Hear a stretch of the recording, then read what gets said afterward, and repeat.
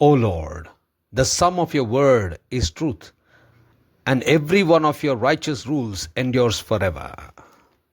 Sunday, 21st of June, 2026. For a meditation this morning, I have chosen from Second Book of Chronicles, chapter 20, verse 18.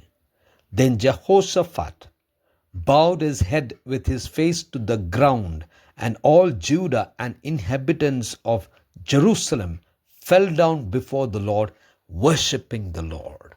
Good morning, friends. When the promise of God is given unto us, we need to believe and bow before Him in worship. Let us meditate upon this verse. The theme for this morning's meditation is Worship the Lord.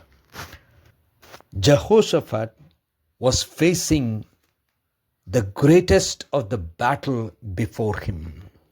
He realized three powerful armies were coming against him, and he definitely knew what his strength was.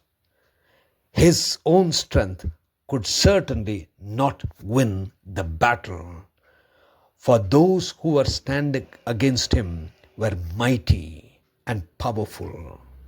At that point in time, he and all the people looked unto God, and the Spirit of the Lord came upon Jahaziel, a prophet of God, who professed and said, "Stand firm and see, the Lord fights for you.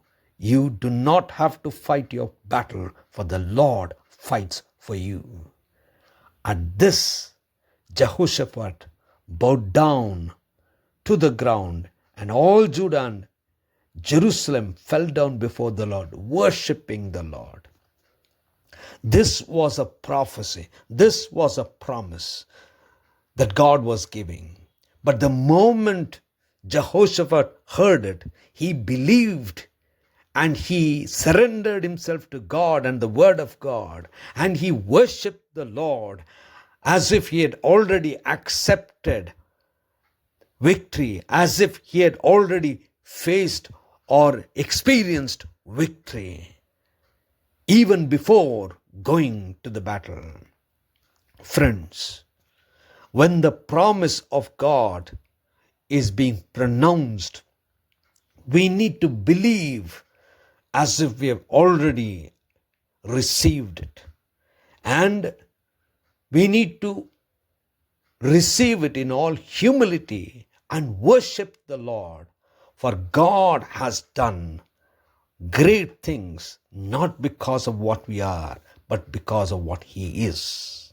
Gracious God, our Heavenly Father, help us to worship You.